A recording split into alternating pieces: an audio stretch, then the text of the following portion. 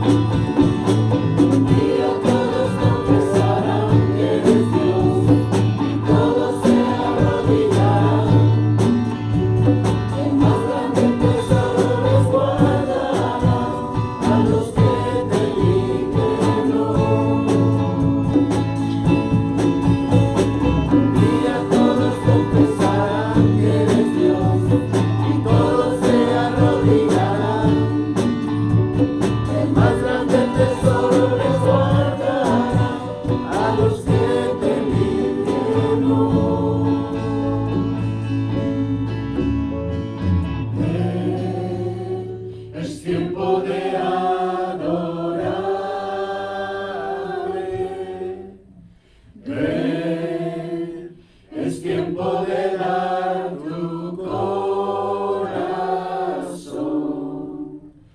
Ven, tal como estás y adora. Ven, tal como estás ante tu Dios.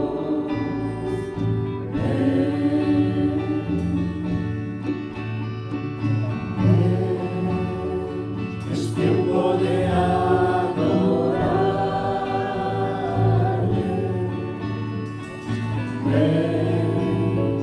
Es tiempo de dar tu corazón.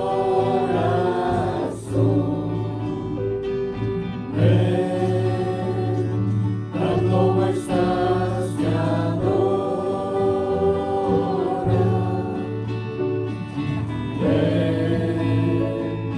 Tal como estás ante tu Dios.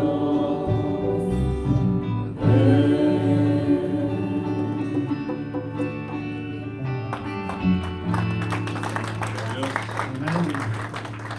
Dice, ven tal como estás ante tu Dios. No debemos de esperar, hermanos, debemos de venir ante nuestro Dios, no importa cómo estemos. Si confesamos con nuestra boca, Él es fiel y justo para perdonar nuestros pecados. Amén. Amén. Gloria a Dios.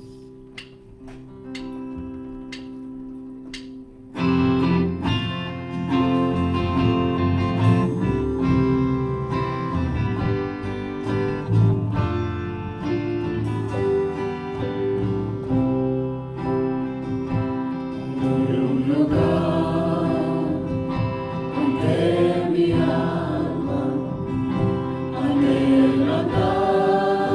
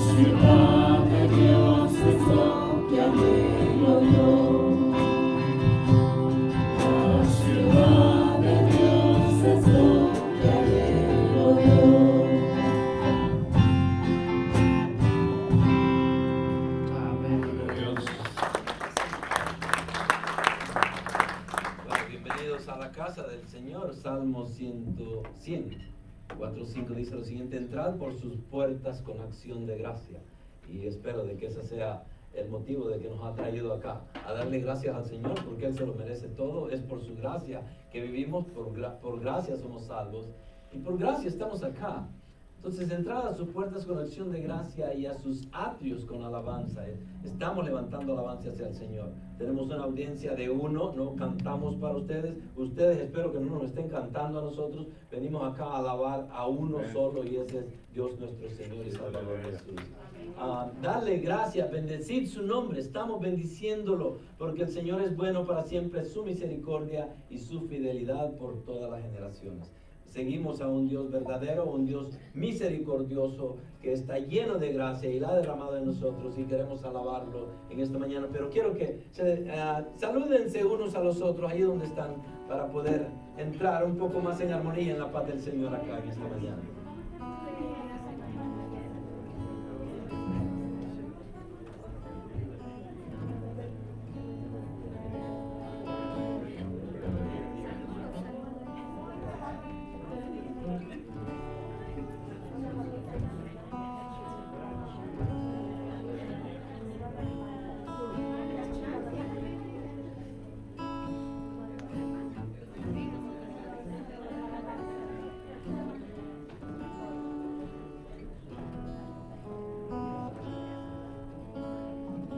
Vamos a seguir adorando al Señor. ¿Quieren seguir adorando al Señor, hermanos? Amén. El Señor es mi pastor, nada me faltará. El Señor es mi pastor, en pastos delicados Él me hará descansar. Vamos a adorarle en esta mañana.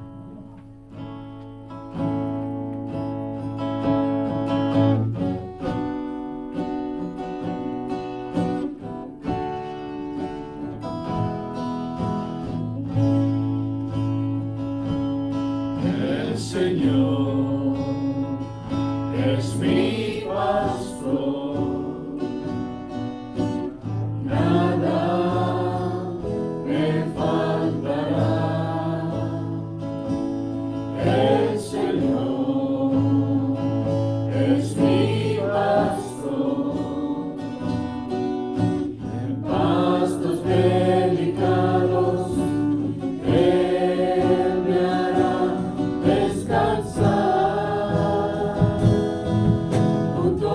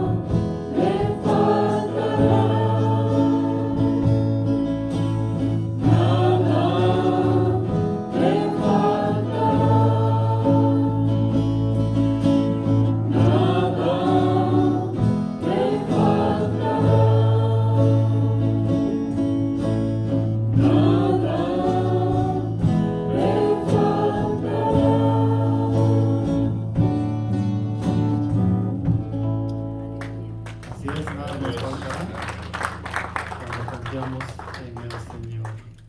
Hermoso salmo que hemos cantado en esta mañana. Gloria a Dios.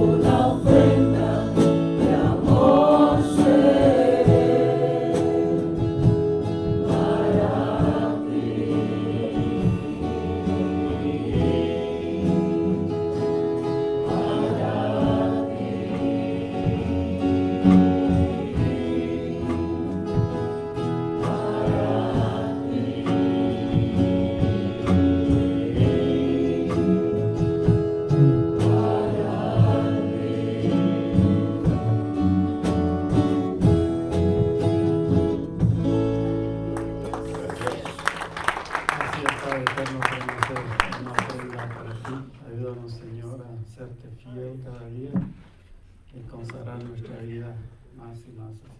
Gracias, Padre, por tus bendiciones, por tu amor, por tu misericordia. Padre, en este tiempo queremos poner en tus manos a nuestro pastor que trae tu palabra. Queremos, Señor, que tú estés guiándole, Señor, en esta enseñanza y que podamos, Señor, aprender mucho. Gracias, Señor. En nombre de Cristo Jesús oramos. Amén. Amén. Pueden tomar asiento, hermanos. Gracias por acompañarnos. Bienvenidos a la casa del Señor nuevamente y espero de que vengamos agradecidos, como estábamos diciéndolo en el Salmo 100, ¿verdad? Agradecidos porque Él es misericordioso y obviamente ha derramado su gracia sobre nosotros. Bueno, quiero rápidamente poderles dar algunos anuncios que tenemos acá. Se acerca el Día de los Veteranos, así es que yo no sé si alguno de ustedes es veterano acá, pero si no lo son, por lo menos queremos hacerles ver de que los que lo reconocemos a ellos, a los que sean y los que estén, y obviamente hay que agradecerles por lo que han hecho. Han traído muchas libertades a este país en su involucramiento con las fuerzas de los Estados Unidos acá, y obviamente queremos honrarlos. Una oración para terminar el aborto se va a llevar a cabo este viernes, noviembre 12, acá en este salón, a las 6:30 de la tarde. El orador va a ser Samuel Green. Es una persona que obviamente está peleando en contra del aborto. Y una de las razones por la que va a estar acá es para hacer conciencia a nosotros. La Suprema Corte de Justicia va a estar entrando en debate el 1 de diciembre para poder abrir nuevamente este caso sobre el aborto, y pudiéramos estar diciendo de que existe la posibilidad de que se pudiera eliminar, pero no sabemos. Que queremos que estemos conscientes de lo que va a pasar en diciembre y que por lo menos como cristianos que somos, los cuales deberíamos de estar en contra del aborto, pudiéramos estar orando. Así es que si alguno de ustedes tiene el tiempo y la capacidad de venir, vamos a estar acá viernes 12 a las 6:30, y Samuel Green lo va a estar dirigiendo y va a haber mucha información también para aquellos que puedan acompañarlos. Holiday Craft Boutique. Vamos a tener como pequeña feria más o menos, el sábado, diciembre 4, de las 8 a las 2 del mediodía, de las 2 de la tarde, perdón. Y esto es para personas que en las iglesias siempre hay quienes tengan sus propios negocios. Entonces queremos darle la oportunidad a toda esta gente que tiene su propio negocio para que vengan a poner su espacio allí y promuevan lo que tienen. Es algo abierto. Obviamente esto no tiene nada que ver con la palabra en sí, pero estamos ayudándoles a muchas personas que tal vez quisieran promover productos o cositas que son necesarias para otros, tal vez, especialmente ahorita que viene la Navidad, Thanksgiving. Entonces hay muchas cosas que la gente anda buscando en particular. Así que si ustedes tienen un negocio propio y quieren promoverlo, el espacio, se va a rentar el espacio por $25, van a estar ahí desde las 8 hasta las 2 de la tarde para que puedan promoverlo y ver otras cosas que van a ver allí también. Pueden venir a la iglesia y lo hagan, o si no, lo pueden hacer a través de email, faithcraftboutique@gmail.com. Lo pueden hacer ahora o durante el resto de la semana. Almuerzo de Acción de Gracia, ya le veníamos avisando de esto. Ahora vamos a empezar a tomar nombres y bueno, para cada familia que se va a apuntar, y que por favor estén dispuestos a traer algo. Mi esposa va a tener la lista atrás al final del servicio. Quiero que por favor vayan ustedes y se apunten y ya más o menos vayan pensando qué es lo que van a traer el noviembre 21. Después del servicio acá nos vamos a quedar, vamos a preparar todo acá con mesas y vamos a tener un almuerzo precioso acá. Así es que por favor traigan invitados también. Próximo estudio para las hermanas con el libro Adornadas. Va a ser el capítulo 10 y el 11 sábado 13 que viene a las 10 de la mañana acá. Si algunos hombres estuvieran acá, yo voy a estar acá también para que podamos tener un estudio bíblico juntos. Nuevamente, este sábado 13 de noviembre acá los espero. Mi hijo Jonathan se casó, se fue desposada. Se casó y gloria a Dios porque ha tomado ese paso, un paso bastante serio, y cada uno de nosotros que somos padres, pienso yo que añoramos y pensamos en ese momento en el cual nuestros hijos pueden caminar ante el altar de Dios y poderse comprometer delante del Señor para vivir una vida juntos. Y mi hijo pudo hacer esto el domingo pasado, y pues les quería traer esta pequeña foto para que lo pudieran ver ahí con su esposa. Así es que estemos orando por ellos también. Obviamente, para ustedes que fueron novios alguna vez y se casaron, pueden reconocer de que no es bueno estar solo, y por eso el Señor nos llama al matrimonio, por un lado, pero por otro lado también aún en el matrimonio no es bueno estar solo, es bueno confiar en otras personas, en otras familias, en otras parejas, para que nos ayuden. Eso específicamente en la iglesia, creo que ese es el punto principal de nosotros como parte del cuerpo de Cristo, edificarnos unos a los otros, y espero de que ustedes estén orando por ellos. También mi abuelita, la abuelita de mi esposa, ella cumplió 90 años. Imagínense ustedes, 90 años de vida, y todavía se ve muy bien, está muy fuerte. No han estado viniendo por muchas razones, pero estamos celebrándole a ella y queríamos poner esta foto de ella para hacerle reconocer de que la recordamos y que obviamente le deseamos lo mejor en su vida. Las hermanas tuvieron el evento el viernes, el evento de las damas, fue con referente al otoño, y tuvimos un buen grupo de hermanas hispanas ahí con las americanas, y se divirtieron mucho. Tuvieron una mesa solo para ellas, y estas son algunas de las fotos con las hermanas que estuvieron allí. Todas estaban sonrientes, yo no sé por qué, pero eso está bien. Y yo le quiero dar en particular las gracias a Bev, es la directora del grupo femenil. Está haciendo un trabajo excelente, con mucho amor, mucho sacrificio, pero está llevando un ministerio que es bastante grande acá hacia adelante, y ha hecho un gran trabajo ella, y quisiera que estuviéramos ahí levantándola en oración a ella también para poderle agradecer por todo lo que está haciendo. Bueno, eso es todo lo que tenemos ahorita. Quisiera que ahí tienen su boletín, llévenselo a su casita. Cuando lleguen a su casita, por favor, traten de recordar a estas personas que están ahí para que podamos estar orando por ellos, ¿ok?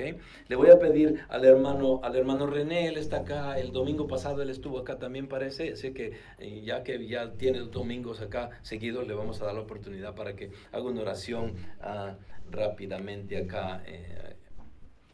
Para los que están ahí en las peticiones. Los dejo con el hermano René. El Señor le bendiga, hermanos, en esta mañana. Pues me gozo, para mí es un privilegio que nuestro pastor me permita llevar en oración las peticiones de los hermanos, seres queridos. Pues vamos a hacer eso, hermanos. Cerremos nuestros ojitos y vamos a orar. Oh Padre bendito, Señor, que estás en los cielos, a ti sea la gloria, la honra, todo honor, Señor, solo a ti sean dadas, Padre, porque solo tú, Señor, eres digno de recibir toda la gloria, toda la alabanza, Señor. Solo tú eres Dios grande, poderoso Rey del universo, del cielo y de todo lo que existe, y sobre todo, Señor, tú eres nuestro Salvador, aquel que dio su vida en la cruz del Calvario. Oh Señor, aun cuando éramos pecadores, Señor, tu sangre preciosa fue derramada, Señor, por la cual ahora podemos venir delante de ti, Señor, libremente, inquiriendo, pidiendo, suplicando, Señor, delante de ti las necesidades de tu pueblo, Señor. Oramos por la hermana Sandra Márquez, Señor, por sanidad, la hermana Galván, por salud y fortaleza, primo hermano de David, del hermano David, por ese cáncer, Señor, Fortaleza por la familia del hermano David en Guatemala, Señor. La hermana Nancy Gaitán, por su salud, fortaleza, Señor. Por Natalie Lewis, Señor, sanidad. La hermana Rosa Martín, esposo, operación, Señor, esa sanidad. Hermano Raúl y Teresita Hernández, fortaleza y salud. Hermanos Hernández, sanidad del corazón, Padre bendito, Señor. Tú conoces la necesidad, Padre. Extiende, Señor, esa mano poderosa sobre cada necesidad. Oh, fluye, Señor, la presencia tuya, Señor, en cada necesidad, y levanta, Señor, a cada familia, Dios amado. En esta hora también oramos por este pueblo aquí reunido, Señor. Tú estás conociendo, y, Señor, cada necesidad, cada sentir, Señor, está delante de ti. Atiende, Señor, la súplica de tus hijos, Padre, y a ti sea la gloria y la honra para siempre, en el bendito nombre de Cristo Jesús. Amén. Amén, amén. Muchas gracias, hermano René. Gracias, hermano. Bueno, vamos entonces a entrar al mensaje de la mañana, y antes de eso le quiero dar las gracias al hermano Esteban porque cubrió el domingo anterior mientras yo estaba en la boda de mi hijo, con mi esposa. Así es que gracias, hermano, gracias por tomar el compromiso y poder traer la palabra acá a los hermanos. Muchas gracias, le agradezco mucho. Y para ustedes que lo acompañaron también, nuevamente. Bueno, vamos a entrar al libro de Gálatas. Estamos en el libro de Gálatas viendo los versículos del 10 al 24. Me quedé un poco a medias la última vez que prediqué, y vamos a tratar de hacer un resumen y terminar esta sección en esta mañana. Siempre hay mucho que agregar, mucho que traer, así que traten de, para los que ya vieron este mensaje, o por lo menos hasta donde llegamos, aguántense allí, y vamos a tratar de no solamente traer algo nuevo, pero también al mismo tiempo poder tener la capacidad de poder entender un poco más acerca de lo que Pablo está haciendo en este primer capítulo de Gálatas. Pero antes le quiero dar la bienvenida a Paco porque siempre me pasa a mí, con Mónica siempre me pasa a mí lo mismo. Mónica está acá, es la prima de mi esposa, y estuvimos con ellos ayer disfrutando un bonito tiempo allá con la abuelita, y gracias por acompañarnos. Ellos vienen desde Iowa, así que andan paseando acá ahora, y los invitamos a la iglesia, y qué bueno que están acá. Que el Señor me los bendiga y que les pueda tocar su corazón y su mente en esta mañana. Gracias por acompañarnos.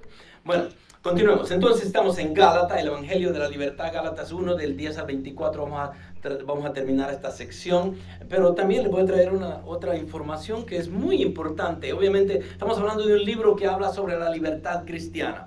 Es muy importante reconocer de que hemos sido llamados a la libertad. Cristo vino, murió por nosotros, derramó su sangre con el objetivo de que fuéramos libres. Ese fue el objetivo principal, de que pudiéramos tener paz con Dios. Nos vino a rescatar de nuestra enemistad. Estábamos en rebeldía en contra de Dios, y la ira de Dios estaba sobre nosotros. Necesitábamos ser salvos, necesitábamos ser reconciliados, necesitábamos ser comprados. No había nadie ni nada que nos pudiera ayudar.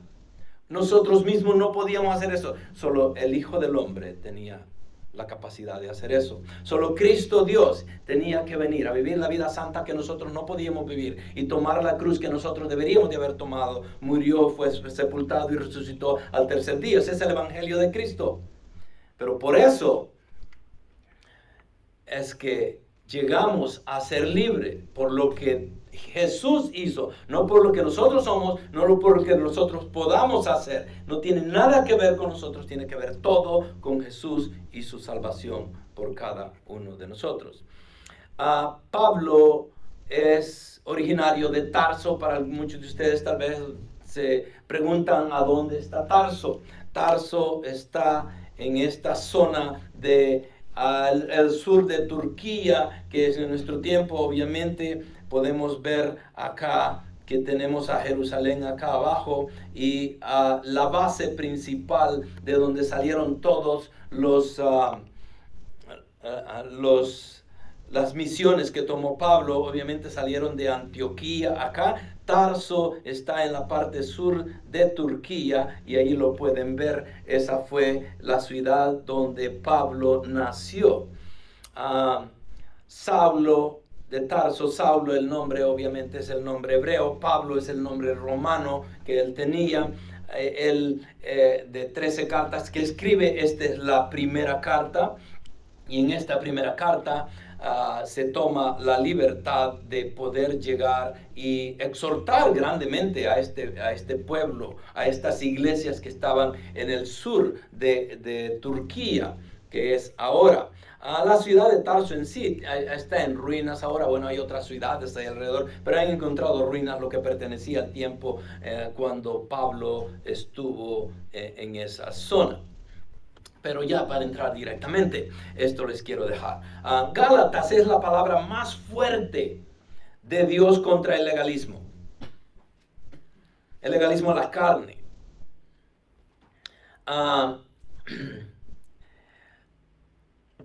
Habían tantas cosas que estaban pasando en esta iglesia. Y Pablo obviamente quiere entrar de lleno a exhortar a estas iglesias del sur de Turquía. En ese entonces eran como 4 iglesias. Y Pablo obviamente llega como una persona celosa del evangelio, reconociendo su capacidad apostólica, pero no solamente va a defender el evangelio de la gracia, pero va a defender su posición apostólica también. Entonces Gálatas es la palabra más fuerte de Dios en contra del legalismo. A la carne le encanta hacer actividades religiosas, celebrar días santos, practicar rituales, intentar hacer las buenas obras de Dios. Muchos sistemas religiosos de hoy mezclan la ley y la gracia y presentan una manera tergiversada y confusa de salvación, que en realidad es un camino a la esclavitud, de acuerdo a Gálatas 2:4, 4:9 o 5:1. Guardar el sábado, leyes dietéticas, un sacerdocio terrenal, días santos, obedecer reglas. Todo esto se barre en Gálatas y se reemplaza por la gloriosa libertad que el creyente tiene para la fe en Cristo.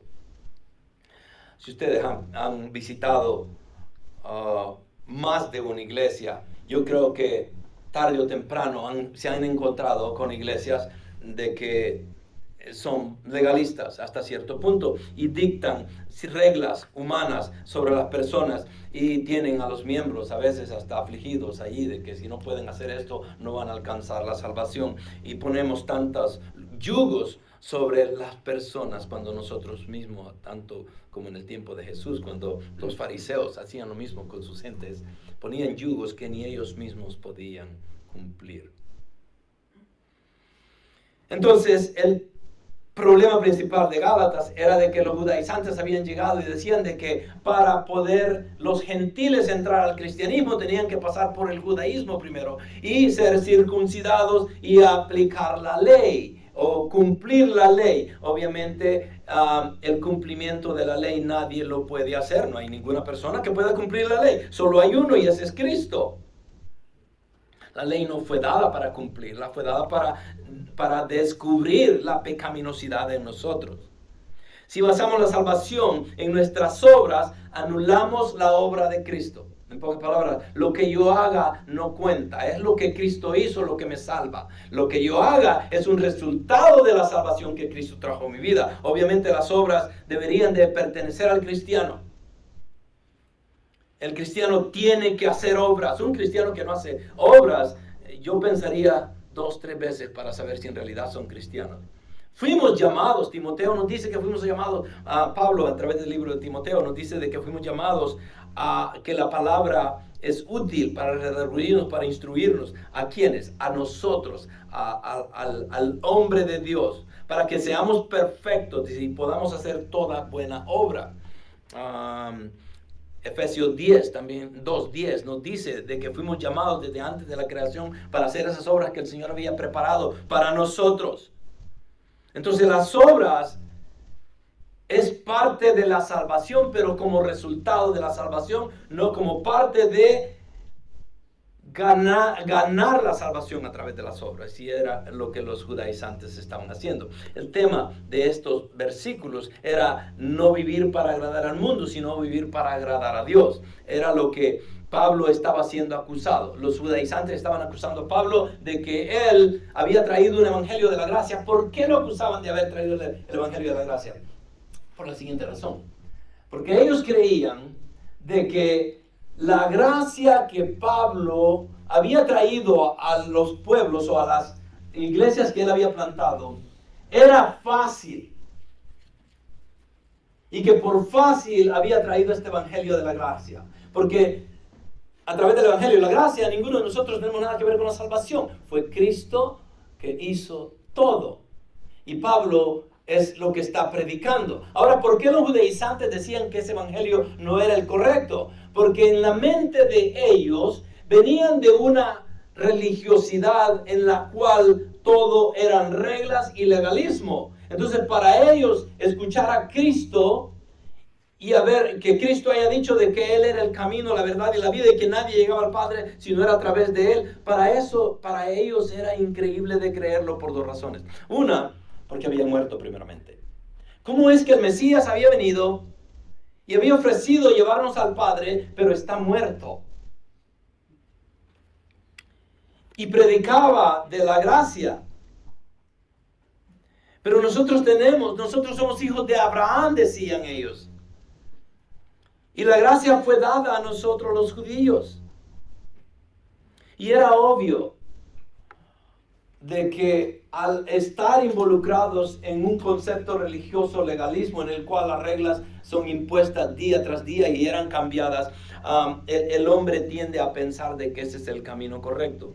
Pablo viene, sale del judaísmo, Dios lo llama, ya lo había escogido desde el vientre de su madre, dice la palabra. Y es llamado por Jesucristo mismo para llevar el evangelio de la gracia, no solamente a los judíos, pero directamente a los gentiles sobre todo. Y los judaizantes piensan en este hombre y dicen, ¿cómo es que un judío como Pablo, después de que había creído la religión judaica, ahora viene con el evangelio de la gracia? Entonces ellos no entendían todo eso. El punto es que Pablo obviamente no está, una vez que es transformado por el poder de la palabra, Cristo mismo lo encuentra, lo llama y lo transforma y le revela el evangelio de la gracia. Desde ese momento en adelante, Pablo empieza a vivir para Dios y para agradar a Dios y no a los hombres. Y él tenía mucho que mostrar de que no había venido a agradar al mundo, sino que a agradar a Dios. Y les voy a leer estos versículos para que ustedes pónganse a meditar lógicamente, pero bíblicamente también. 2 Corintios 11, del 9 al 28, Pablo hace un resumen de todo lo que él había sufrido. Y obviamente no se lo voy a poner ahí, pero si tienen su Biblia, ábranla. Y desde el versículo 19, en 2 Corintios 11, dice lo siguiente: porque vosotros, siendo tan sabios, con gusto toleráis a los insensatos.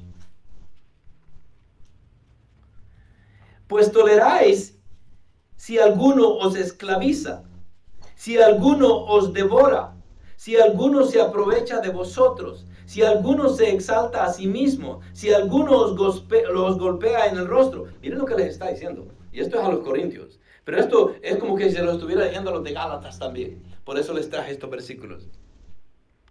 Para vergüenza mía digo que en comparación nosotros, los apóstoles, hemos sido débiles, pero en cualquier otra cosa que alguien más sea osado, hablo con insensatez. Yo soy igualmente osado. ¿Por qué? Y mira lo que dice.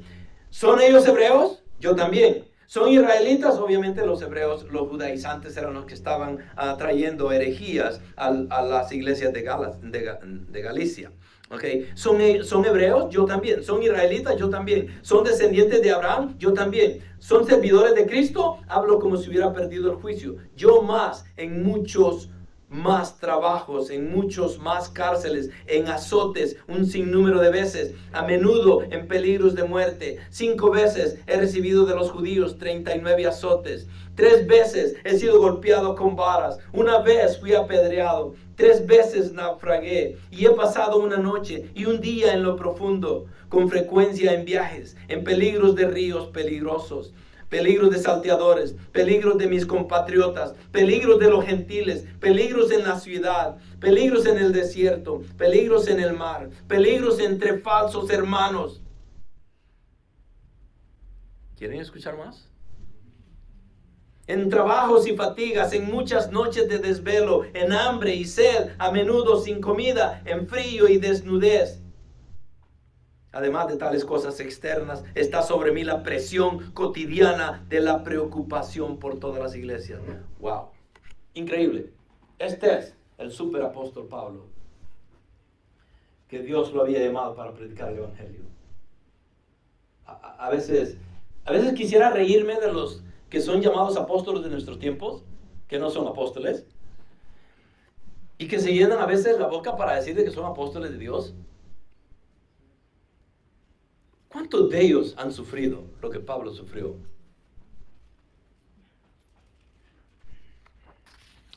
Y es obvio de que la respuesta es clara, ¿no? Este es el apóstol al que están acusando de que trae un evangelio de hombre, porque eso le han dicho, que el evangelio era de hombres, cuando Dios mismo se lo reveló. Este es el apóstol al que ellos están acusando de que no era apóstol, porque él no vivió o no estuvo con Cristo los 3 años que los 12 apóstoles estuvieron con él. Entonces no le creen y lo están acusando. Pero Pablo continúa agradando a Dios. Y él decía de que nuestro deseo principal debería ser agradar a Dios, no los hombres. Muchos predican solo lo que la gente quiere oír porque tienen miedo de ofender a los oyentes. Pero debemos proclamar la verdad en amor, aun cuando duela. No debemos ser ofensivos, pero siempre predicar la verdad, tal como Pablo. No debemos callar por miedo a la oposición cuando se trata de defender la verdad. Eso es lo que la iglesia de nuestro tiempo debería estar haciendo. Pero ¿qué pasa? Las iglesias ahora están llenas de historias, están llenas de cosas que hacen cosquilla en los oídos de la gente porque es lo que quieren escuchar. Predicar Gálatas no es fácil porque Pablo dice que aquellos que están enseñando un evangelio diferente al de la gracia, que sean maldición. Ahora, ¿cuántos pastores se pudieran parar ahora con la certeza de que la palabra está acompañándolos a ellos, detrás de ellos, y poder decir a aquellos que no predican un evangelio divino de gracia, solo Cristo, solo fe, solo gracia, que sean maldición? Raramente van a escuchar a un pastor que pudiera tal vez hablar de esa manera. La iglesia tradicional, la no evangélica, de Occidente, y ya cuando digo Occidente, ya más o menos ustedes deberían tener una idea. ¿Ok? Estamos hablando de la iglesia, la religión más grande del mundo. Y las sectas falsas derivadas de ella, en su mayoría ramificaciones de la fe judeocristiana, creen en algunos aspectos de la verdad acerca de Jesucristo. Sin embargo, apoyan el sistema basado en las buenas obras del individuo como condición para obtener la gloria, aunque algunas reconocen la importancia de la muerte de Cristo. Creen que tenemos que añadir algo a su sacrificio para obtener un grado suficientemente elevado de bondad como para merecer la vida eterna. La dificultad estriba en que no se sabe, sino hasta después de la muerte, si se ha alcanzado ese grado o no. ¿Cuántos de ustedes quisieran pasar en su religión, en su fe, con una incógnita acerca de su vida eterna? Imagínense ustedes vivir acá adorando a un Dios que todavía no sabemos si me va a salvar o no.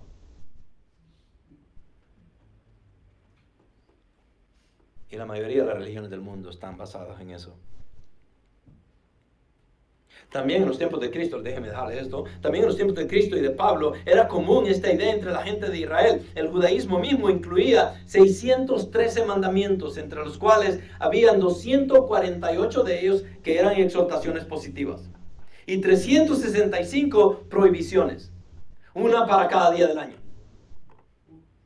¿Qué clase de vida sería esa? Por eso, cuando Cristo vino, la gente le preguntaba constantemente, ¿qué debo hacer para obtener la vida eterna? Y cuando les decía qué hacían, se iban por otro lado. No querían escuchar. Porque a ellos se les hacía imposible creer de que la gracia era suficiente. Entonces, este es el ambiente en el cual estamos viviendo como iglesia. Esta sociedad en la que vivimos hoy niega la existencia de la verdad absoluta. John MacArthur escribió esto. Lo niega en todos los niveles, pero lo niega incluso al nivel que los vuelve locos. Porque no quieren creer en la verdad absoluta. Y la palabra es verdad. Pero no la quieren creer. John MacArthur mismo dice lo siguiente. Y nuestra cultura, dice, no solo desprecia la verdad absoluta, sino que en consecuencia rechaza la autoridad absoluta. ¿Quién sería la autoridad absoluta? Dios. Y aquí estamos como la iglesia de Jesucristo proclamando la verdad absoluta con absoluta autoridad en el mundo que nos rodea. Nunca la confrontación ha sido más cruda, dice. Nunca el evangelio ha sido rechazado con mayor facilidad. La generación que se está desarrollando en nuestra cultura no quiere tener nada que ver con la realidad fija y absoluta. Y ciertamente nada que ver con la autoridad absoluta y singular. Y sin embargo, eso es precisamente lo que defiende el cristianismo. Eso es exactamente lo que declaramos. Una verdad absoluta. Y la palabra es la verdad absoluta. La autoridad absoluta es Dios y a Él tenemos que darle cuentas, a Él tenemos que obedecer, a Él tenemos que seguir. Por último, MacArthur cierra esa sección con esto, miren lo que dice. Esta es la afirmación más ofensiva que se puede hacer en el ámbito de la religión. Aquí está. Hay un solo Dios, un Salvador, una religión verdadera, un libro sagrado, un evangelio, un camino a la salvación. Todas las demás afirmaciones religiosas son mentiras, engaños, doctrinas de Satanás y demonios que llevan a la gente al infierno eterno, junto con todos los incrédulos, inmorales, irreligiosos, ateos, hedonistas y naturalistas. Esa es la verdad. Ahora, ¿cuántos pastores se paran los domingos a decir una cosa como la que MacArthur acaba de decir? No lo van a hacer. ¿Por qué? Porque tienen miedo a ofender y están queriendo agradar al hombre y no a Dios. Si un pastor dice eso, es porque sabe a quién está agradando. Y no va a tener miedo de las represalias o de lo que diga la gente. Y a veces podemos verlo de esa manera, porque la realidad es esa. Cuando un pastor se para a predicar la palabra es la que debería de fluir, la palabra es la que debería de cambiar, de transformar las mentes y los corazones. La palabra es la que tiene que exhortar. La palabra es la que tiene que convencer. Yo le puedo agregar mis ideas, mis pensamientos, mis ilustraciones para que ustedes entiendan mejor, pero al final de todo lo que yo digo sale sobrando. Pero la palabra es eterna. La palabra tiene valor. Pero lo que dice John MacArthur en este pasaje o en este contexto acá es muy cierto. Y esto es lo que está haciendo Pablo. Pablo está llegando a Gálatas y lo vemos desde el versículo 1 hasta el versículo 24. Y está trayendo una defensa al Evangelio de la Gracia y una defensa a su apostolado, y lo va a desarrollar hasta el capítulo, al final del capítulo 2. Defendiendo su posición y su apostolado. Esos son los versículos. Tengan la Biblia abierta, ya los vamos a ver. No se los voy a leer ahorita, vamos a entrar directamente. Entonces, el punto principal acá sería, ¿cómo agradar a Dios y no a los hombres entonces? Pablo muestra con su testimonio 4 diferentes fases de su apostolado, y nuevamente esto aquí le quité y le agregué algunas cositas más, pero quiero que lo veamos de nuevo, perdón. Él muestra 4 diferentes fases de su apostolado. Primeramente, el origen del evangelio. Iba a dar su manera de ver por qué él dice que el evangelio es de Dios.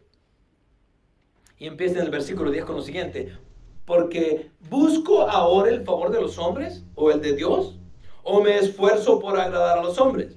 Si yo todavía estuviera tratando de agradar a los hombres, no sería siervo de Dios, o siervo de Cristo, perdón. Entonces, él está dando una explicación de que si en realidad él estuviera buscando hacer el favor de los hombres, no fuera siervo de Cristo. Entonces, no está queriendo agradar al hombre. Y vamos a ver un poquito más de la explicación hacia adelante. El propósito de Pablo era traer el evangelio de Cristo a los gentiles, y lo había estado haciendo. Y en ninguna forma Pablo estaba queriendo ganar favores con los hombres. Y ya les leí todo lo que él había sufrido. Ninguno de los apóstoles sufrió más que Pablo. Tal vez por lo mismo será que él es la única persona que tiene la mayor parte de escritura en el Nuevo Testamento. 13 cartas que llenan lo demás del Nuevo Testamento. Dios mismo lo había llamado. Entonces, porque si yo todavía estuviera tratando de agradar a los hombres, no sería siervo de Cristo. Es técnicamente lo que dice. Entonces, un siervo de Cristo es obvio de que va a agradar a Dios. No va a hacer las cosas para ganancia propia. No va a hacer las cosas por vanagloria.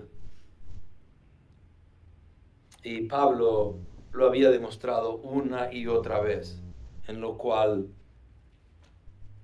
nos deja tantos ejemplos a través de sus cartas. Pues quiero que sepáis, hermanos, que el evangelio, y está hablando con los Gálatas ahora, pero quiero que sepáis, hermanos, que el evangelio que fue anunciado por mí no es según el hombre. Aquí vamos a leer después cómo él defiende que el evangelio revelado a Pablo y el que reveló él a las iglesias de Galicia era un evangelio no de origen humano, sino que era un evangelio de revelación divina. Ellos lo acusaban, ellos los judaizantes lo acusaban de que como él había salido del judaísmo, ahora quería ganarse a los gentiles, trayéndoles un evangelio de gracia, el cual no involucraba las obras para la salvación, pero era todo lo contrario.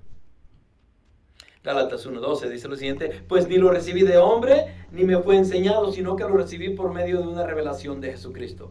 Entonces, ¿el evangelio de Pablo era de hombres? No. Dice que ni lo recibió de hombres, ni me fue enseñado, sino que lo recibí por medio de una revelación de Jesucristo. Okay, y esto es muy importante. El evangelio no fue recibido ni enseñado. Okay. Imagínense ustedes, les voy a dar esta ilustración acá para que la vean y pónganse a pensar en esto. Cuando Jesucristo llama a los 12 apóstoles, estos dejaron todo lo que tenían y se siguieron a Cristo y estaban con Él todo el tiempo. Y toda la atención estaba sobre ellos. En muchas ocasiones, en los escritos, en los evangelios sobre todo, nos damos cuenta de que Jesucristo no está hablando con la gente. A veces les está enseñando directamente a los apóstoles. Pablo no estaba ahí. Pero pienso de que Pablo tuvo una mejor posición todavía que los apóstoles, y les voy a decir por qué. Por ejemplo, en este pequeño servicio que tenemos acá, estamos predicando, ¿no? Hay cierta cantidad de personas acá. Muchos de ustedes vinieron cansados, o están desvelados, o en realidad el corazón de ustedes no está donde debería estar. Y vienen acá por otros compromisos, menos por la realidad de adorar a Dios. Y están acá, están escuchando la palabra, pero entra por aquí y sale por allá. Y tal vez se distraen porque están viendo al vecino. Y esa era la situación en la que estaban los 12 discípulos. Me imagino que estaban ahí recibiendo palabra de Cristo, pero alguno de ellos estaba rascándose las orejas, o qué sé yo, y no estaban poniendo atención. Cuando a Pablo le he revelado el Evangelio de la gracia, no había nadie más. Él se va a Arabia. Entre que estuvo en Damasco y lo que fue a Arabia pasaron 3 años. ¿Cuánto tiempo les predicó el Señor a los 12 apóstoles? Por 3 años. ¿Cuánto tiempo tuvo Pablo en Arabia, entre Damasco y Arabia? 3 años. La diferencia es que cuando Pablo va a Arabia, él está solo. O por lo menos esa es la idea bíblica que nos deja, de que Dios mismo, en la persona de Cristo, está revelándole lo que él tiene que aprender. No fue Ananías, no fue Pedro, ni los demás apóstoles, no fueron los hermanos de la iglesia de Damasco, en la cual él llegó. No, fue Jesucristo mismo, dándole la revelación evangélica que él necesitaba conocer. Entonces, todo lo que Pablo enseñó no era de hombre, era una revelación divina. Entonces, por eso dice él, ni lo recibí de hombre, ni me fue enseñado, sino que lo recibí por medio de una revelación de Jesucristo. El evangelio no fue ni recibido ni enseñado, fue revelado a Pablo. A los apóstoles, ¿cómo se los dio? Pues Cristo mismo estaba ahí. Obviamente se los estaba revelando en persona. Pero con Pablo fue diferente porque fue escogido muy por aparte. Solo él allí. No había distracción alguna como la cual pudo haber tenido los otros apóstoles. Entonces, si no lo recibí por medio de una revelación de Jesucristo, sino que lo recibí, por una revelación de Jesucristo. Esa es la forma en cómo él recibe la palabra, el evangelio del Señor. Entonces el evangelio fue una revelación directa de Jesucristo. De aquí en adelante, Gálatas 6:17 dice lo siguiente: de aquí en adelante nadie me causa molestias. Nadie me cause molestias porque yo llevo en mi cuerpo la marca de Jesús. Yo les estaba leyendo en el capítulo 11 en versículo del 2 de Corintios cómo él había sufrido por el evangelio. Después de que él ha sido transformado en el camino a Damasco, él se queda en Damasco por 3 días, se queda ciego. Ananías llega y lo restaura la vista y empieza a predicar el evangelio. Empieza a predicar el evangelio y de repente lo quieren matar. Y lo tienen que bajar en una canasta para que pueda escapar. Después de ese incidente, él se va a Arabia. Y hasta los 3 años después es que baja o sube a Jerusalén para poder encontrarse con Pedro.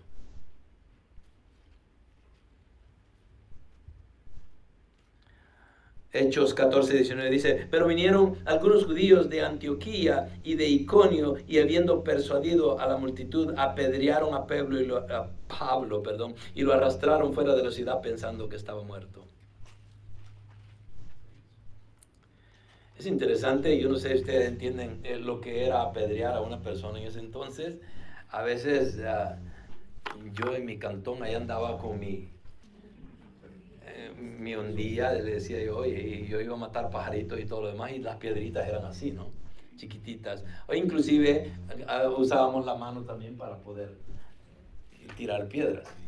Las piedras que usaban para apedrear a una persona en ese entonces no eran pequeñas, eran rocas grandes que se las dejaban caer. Así era. Y por eso se quedaban como muertos. Y esto le pasó no solo una vez a Pablo. Lo arrastraron fuera de la ciudad pensando que estaba muerto, dice. Entonces ahora ¿creen ustedes que ese es un trabajo de una persona que quería agradar al hombre? Era obvio de que no. Entonces los que desean agradar en la carne tratan de obligarlos a que os circuncidéis. Les está hablando a ellos ahí, a los de Gálatas, simplemente para no ser perseguidos a causa de la cruz de Cristo. Ahora, los judaizantes eran los que estaban queriendo agradar al hombre. ¿Por qué? Querían agradar a los judíos, para que los judíos no los persiguieran a ellos. Y por eso estaban involucrados en querer imponer la circuncisión a todos los gentiles que venían al cristianismo, que pasaran por el judaísmo, se circuncidaran y entonces se volvieran cristianos. Y continuaban siguiendo o tratando de cumplir la ley, lo cual Pablo ya les había hablado muy claramente. Bueno, entonces ese es el origen del evangelio. Fue un evangelio revelado a él. No vino de hombres, fue divino. Pablo, en 3 formas, él defiende su apostolado en estos versículos. Primeramente, demuestra a él lo que era antes de ser transformado. ¿Por qué le ayuda a eso? Por lo mismo, para que no piensen de que era una persona que quería agradar a los hombres. Y habla de lo que él era antes de la conversión en el camino a Damasco. Miren lo que dice el versículo 3 en adelante. Porque vosotros habéis oído acerca de mi antigua manera de vivir en el judaísmo, de cuán desmedidamente perseguía yo a la iglesia de Dios y trataba de destruirla, y cómo yo aventajaba en el judaísmo a muchos de mis compatriotas contemporáneos, mostrando mucho más celo por las tradiciones de mis antepasados. En pocas palabras, Pablo está diciendo, ¿saben qué? Yo no solo era judío, pero era celoso. Y yo aventajaba, dice, en el judaísmo a muchos de mis compatriotas. ¿Qué significa eso?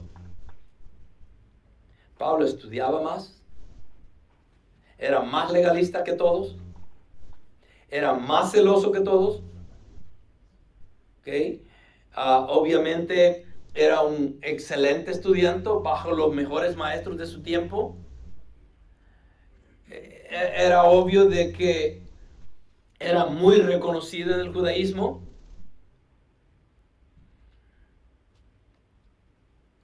Y lo interesante en esto, y fíjense en las últimas 2 líneas, que dice, a muchos de mis vamos a empezar desde el 14, dice, y como yo aventajaba en el judaísmo a muchos de mis compatriotas contemporáneos, mostrando mucho más celo, ¿por qué? ¿Por la palabra? Por las tradiciones de mis antepasados. ¿Cuál era el enfoque de los judíos del tiempo de Jesús? Las tradiciones.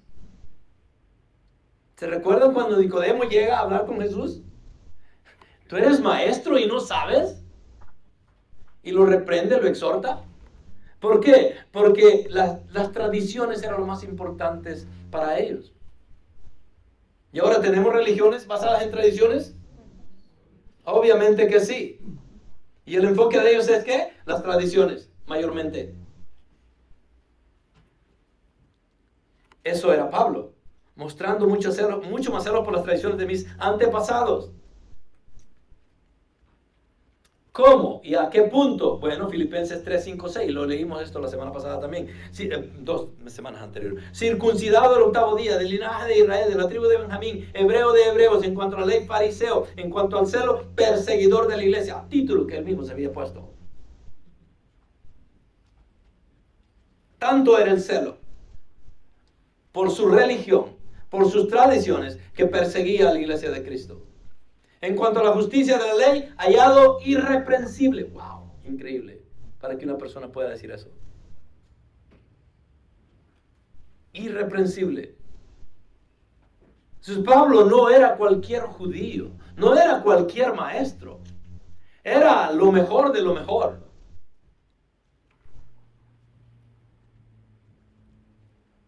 Y celoso de lo que él creía. El pastor Caleb está predicando ahora sobre Juan, capítulo 16, y está haciendo referencia en que muchas gentes en la historia humana después de Cristo, sobre todo, han perdido su vida y han sido crucificados o martirizados, han sido mutilados y todo lo que ustedes le quieran poner en nombre de Dios.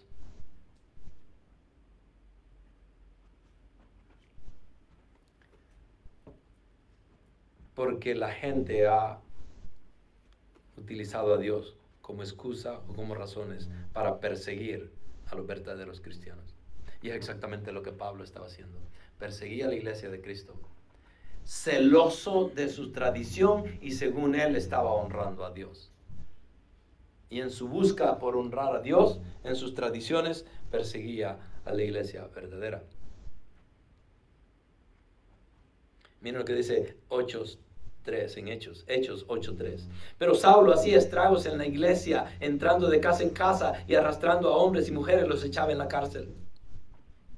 1 Corintios 15:9. Porque yo soy el más significante de los apóstoles, que no soy digno de ser llamado apóstol, pues perseguí a la iglesia de Dios, dice.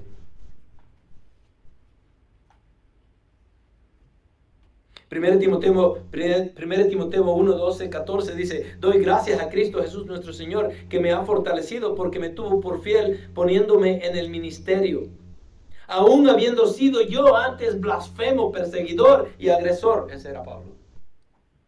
Sin embargo, se me mostró misericordia porque lo hice por ignorancia en mi incredulidad.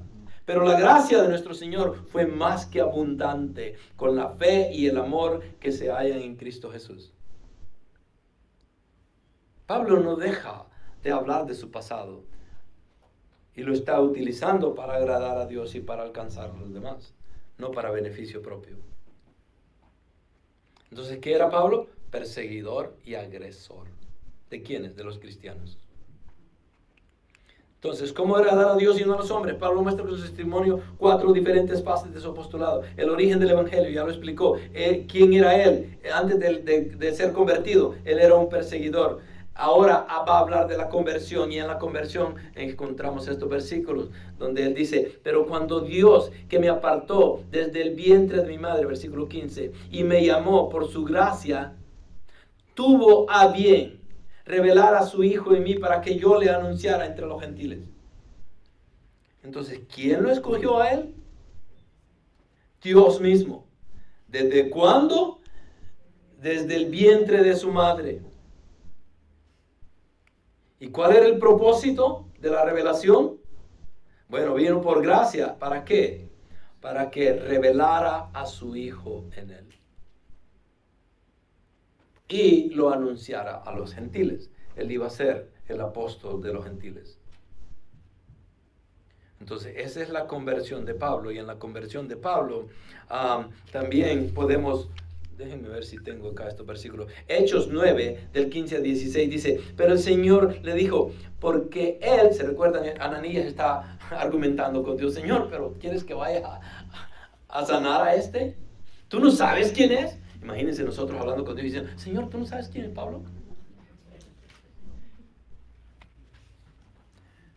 Obviamente esa es la vulnerabilidad humana, la ignorancia humana hablando a través de Ananías, ¿no? Y dice en Hechos 9, 15, 16: pero el Señor le dijo a Ananías: ve, porque él me es un instrumento escogido para llevar mi nombre en presencia de los gentiles, de los reyes y de los hijos de Israel.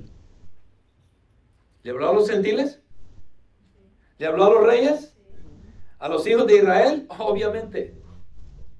Porque yo le mostraré cuánto debe de padecer por mi nombre.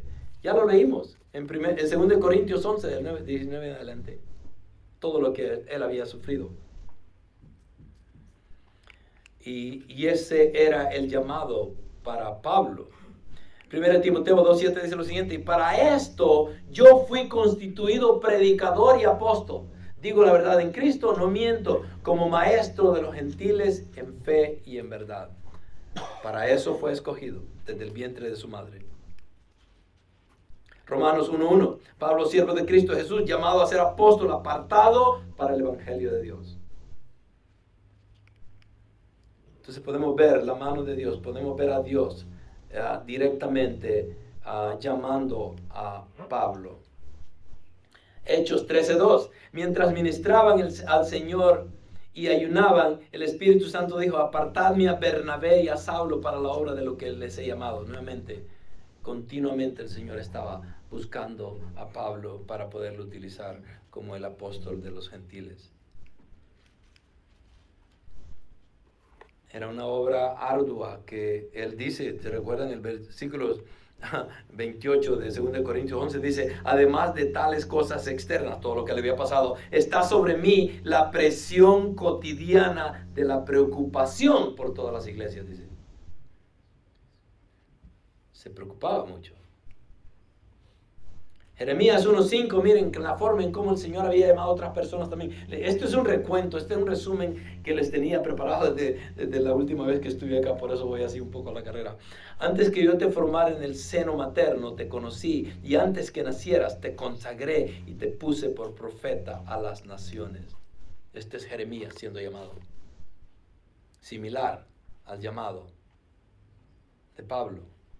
Isaías también fue llamado de la misma manera. Miren lo que pasa en Isaías 49:1-5. El Señor me llamó desde el seno materno, desde las entrañas de mi madre mencionó mi nombre. Y ahora dice el Señor, el que me formó desde el seno materno para ser su siervo.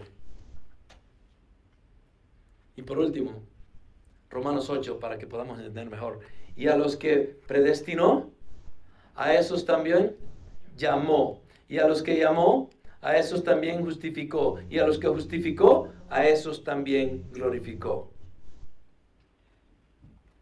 Pablo había sido predestinado, llamado, justificado y glorificado, y escogido específicamente para él, que pudiera predicar el evangelio de la gracia a los gentiles.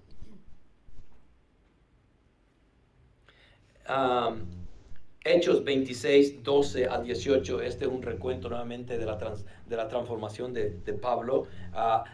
La semana antepasada les leí de Hechos 9, donde habla acerca de cómo él fue transformado, pero aquí lo repite, y aquí está enfrente del rey Agripa, y le está hablando a Agripa, y para convencerlo del evangelio, e inclusive al final de todo esto Agripa le dice: por poco me convences, pero no lo hace. Pero el punto acá es ver la conversión de Pablo. Miren lo que dice: ocupado en esto, cuando iba para Damasco con autoridad y comisión de los principales sacerdotes, al mediodía, oh rey, está hablando con Agripa nuevamente, yendo de camino, vi una luz procedente del cielo más brillante que el sol, que resplandecía en torno mío y de los que viajaban conmigo. Es interesante, ¿no? Que dice de que vi una luz procedente del cielo más brillante que el sol.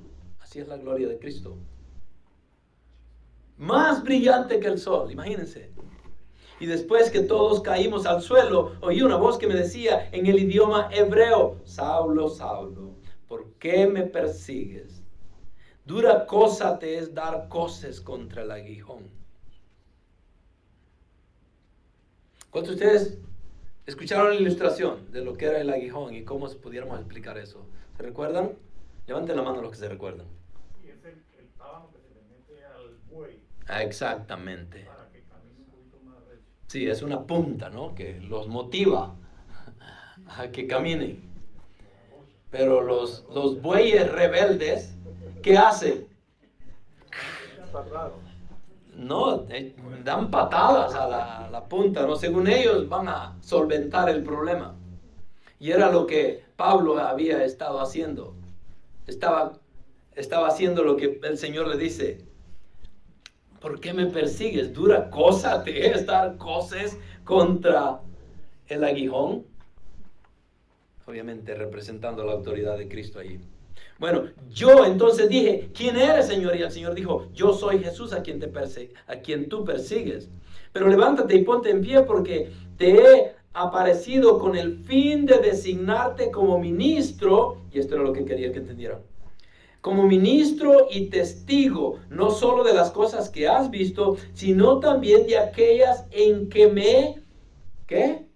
Apareceré a ti. ¿Cuándo? Cuando estuviera en Arabia, ¿quién iba a estar con él enseñándole? Jesucristo mismo. Sino en aquellas que me pareceré a ti, librándote del pueblo judío y de los gentiles, a los cuales yo te envío. ¿A quiénes los enviaba? No solamente a los judíos, pero obviamente iba directamente a los gentiles, pero también lo había llamado para predicar el evangelio a los judíos. Para que abra sus ojos, a fin de que se vuelvan de la oscuridad a la luz y del dominio de Satanás a Dios. Para que reciban por la fe en mí el perdón de pecados y herencia entre los que han sido santificados. ¿Cómo van a recibir la herencia? ¿O cómo van a ser salvos? Por la fe en mí, le dice Cristo. Bueno, nuevamente, estoy todavía en el resumen, no se preocupen, ya vamos a llegar. ¿Cómo agradar a Dios y no a los hombres? Pablo muestra con su testimonio 4 diferentes fases de su apostolado. El origen del evangelio, ya lo vimos, el perseguidor, eso era antes de su conversión, la conversión y cómo el Señor mismo es que lo llama para predicar el evangelio de la gracia.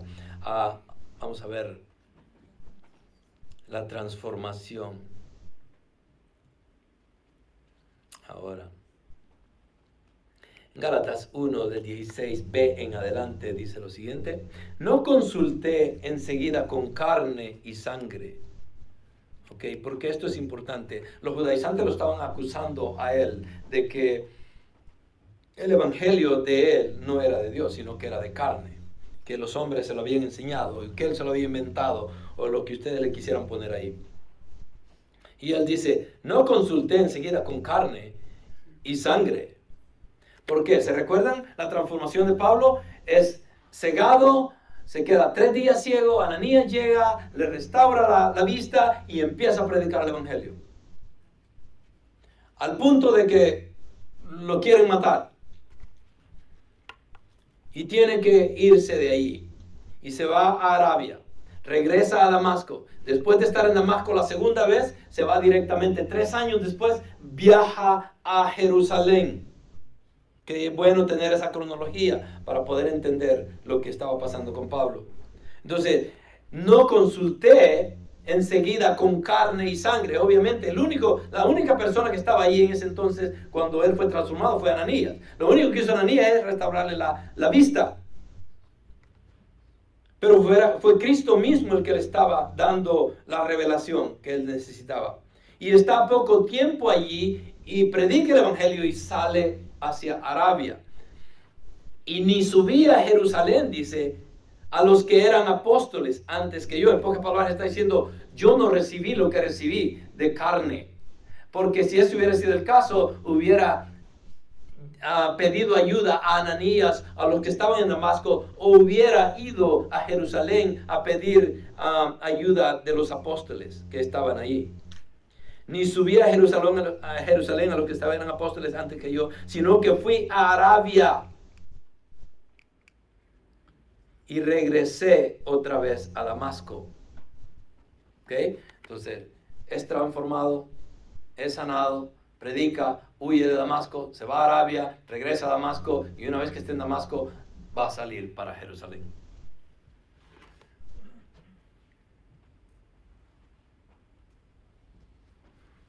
Entonces, el punto acá es que Pablo nunca recibió el evangelio por parte o aparte de los apóstoles.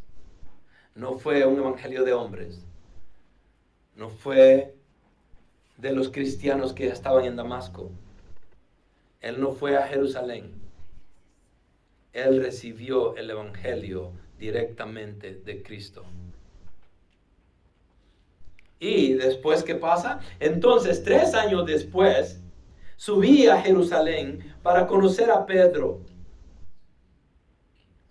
¿Para qué llegó? Para conocer a Pedro. ¿Quién tiene 10 años de ser cristiano acá? Ok. 15. 20. 25 años. Que 25 años. Ok.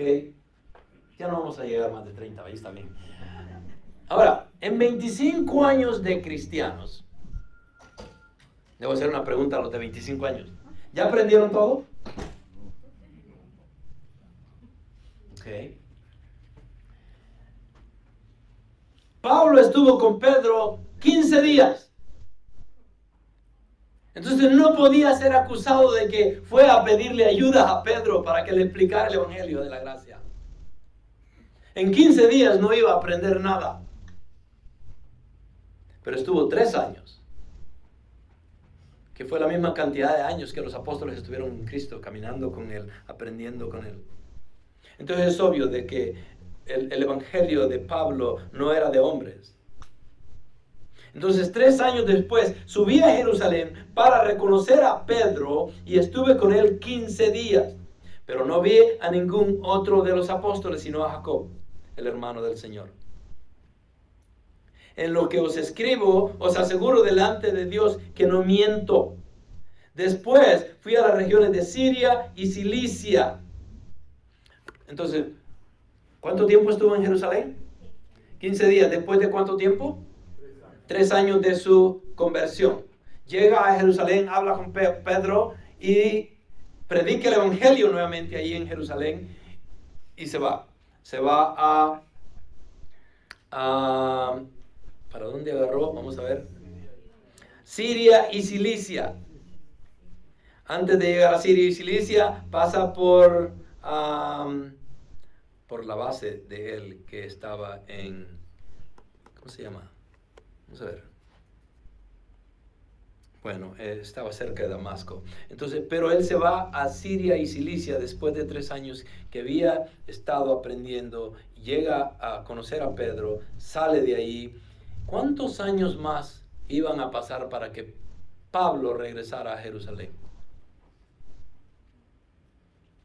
14 años. Llega a Jerusalén una vez después de su conversión, está 15 días y se va. ¿A qué? A hacer viajes misioneros, a plantar iglesias. Y va al viaje misionero primero, al segundo, al tercero, y está haciendo todo lo que debe de hacer. Y regresa 14 años después a Jerusalén. Entonces después fui a las regiones de Siria y Cilicia, pero todavía no era conocido en persona en las iglesias de Judea que eran en Cristo. ¿Por qué no lo conocían en Judea? Obviamente porque no estaba ahí, solo estuvo 15 días. Sino que solo oían decir, por años en las iglesias de Judea o en Jerusalén, oían decir de que el que en otro tiempo nos perseguía, ahora predica de la fe que en un tiempo quería destruir, y glorificaban a Dios a causa de mí, dice Pablo. Es interesante.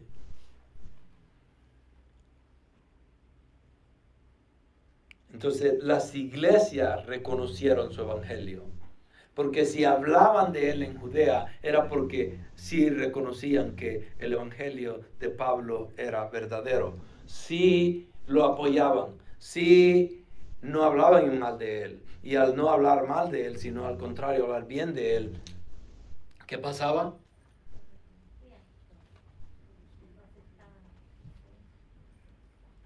Estaban glorificando el nombre del Señor a través de eso. Entonces las iglesias reconocieron su evangelio.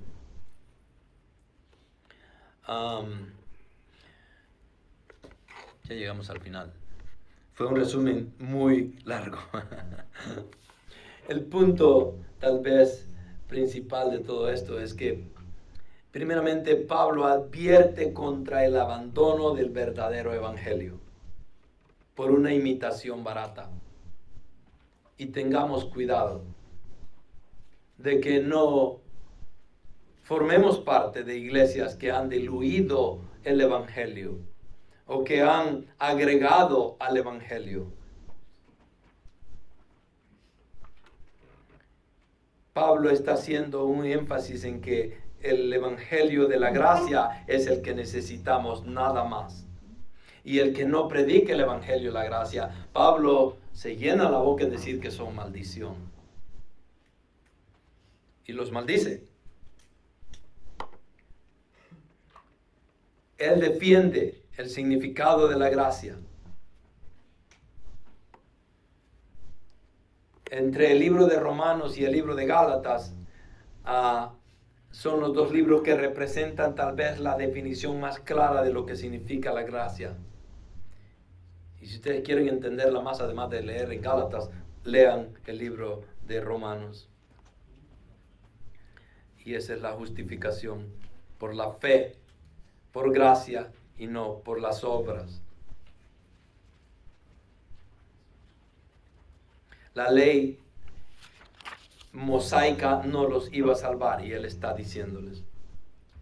Él se los está demostrando.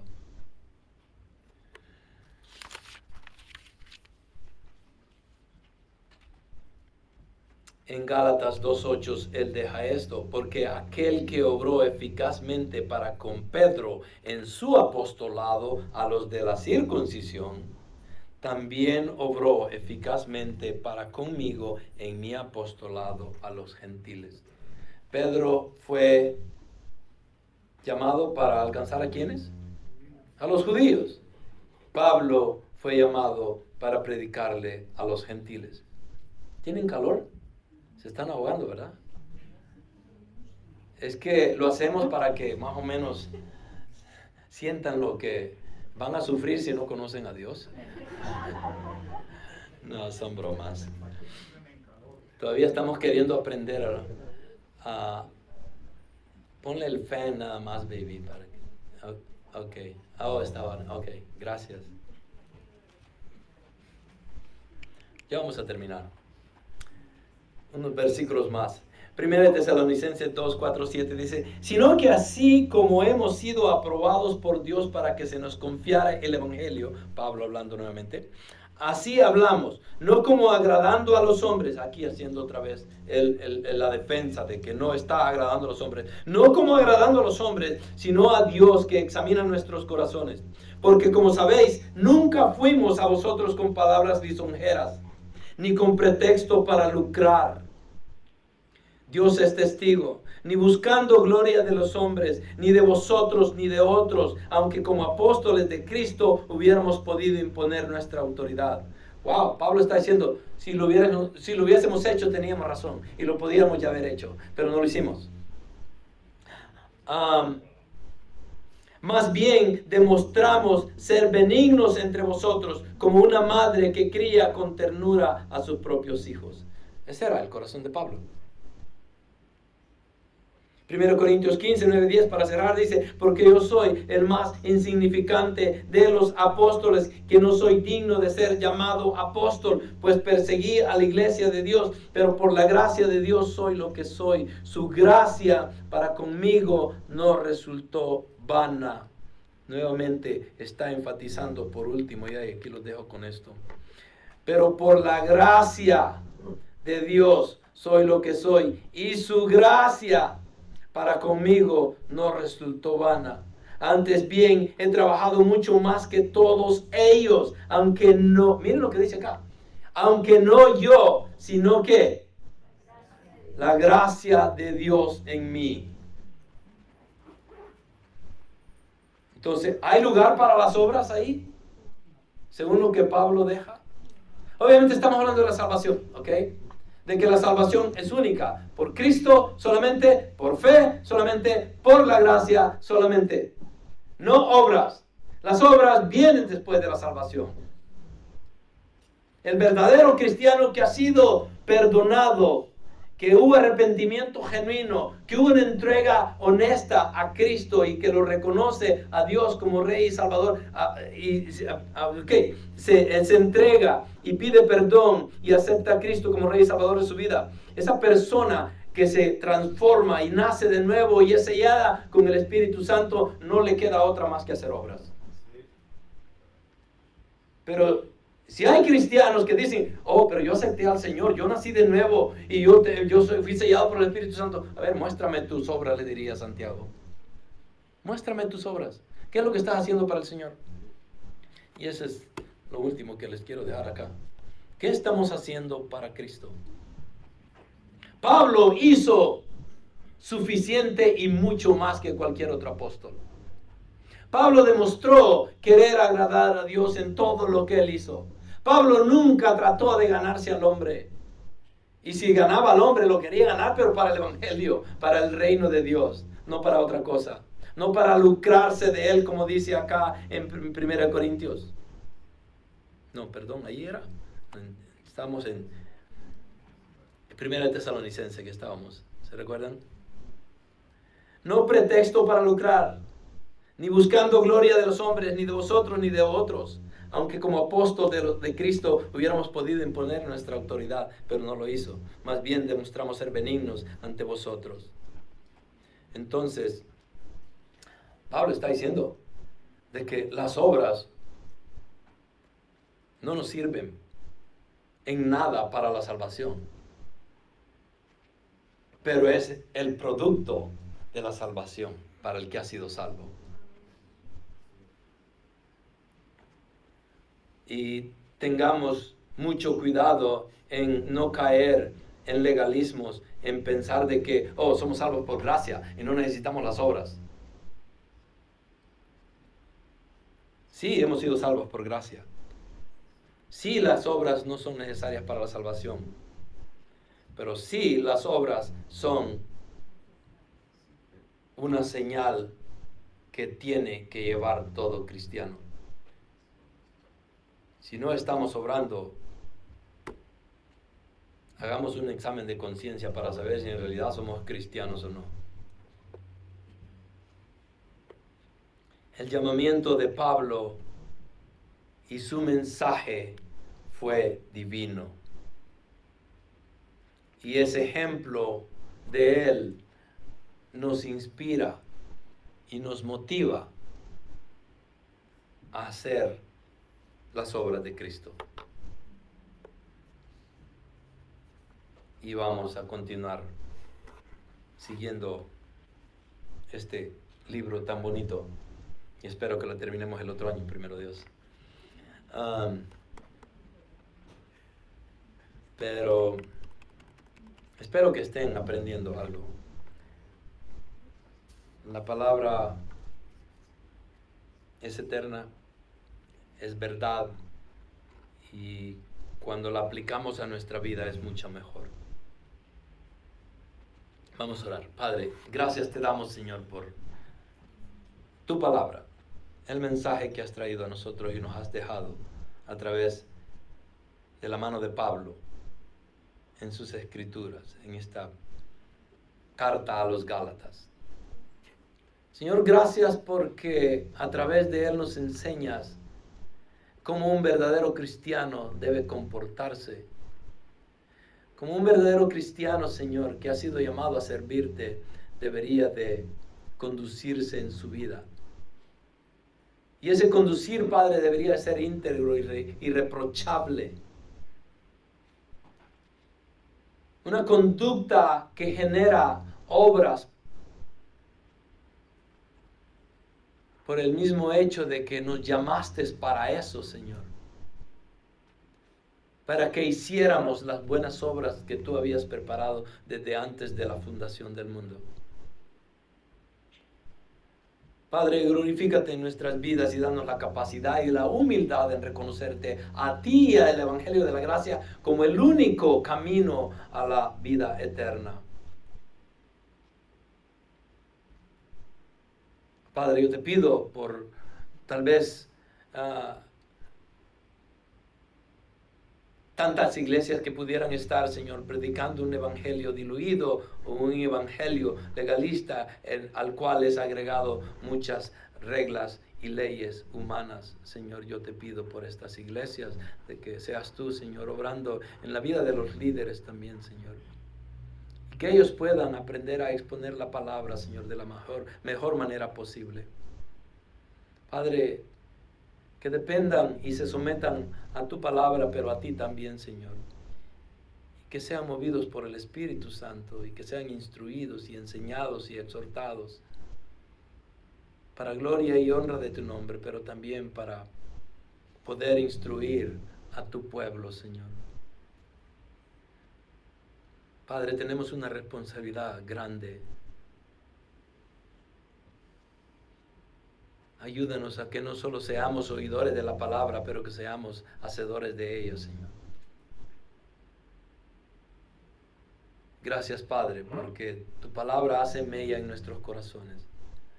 Pero que no solamente se quede ahí, pero que nos mueva a obrar, que nos mueva a predicar las buenas nuevas, que nos mueva a agradarte y a alabarte a ti, Señor. Que nos mueva a ser fieles y obedientes a tu palabra. Gracias, Padre, por todo lo que nos enseñas. En el nombre de Cristo Jesús. Amén.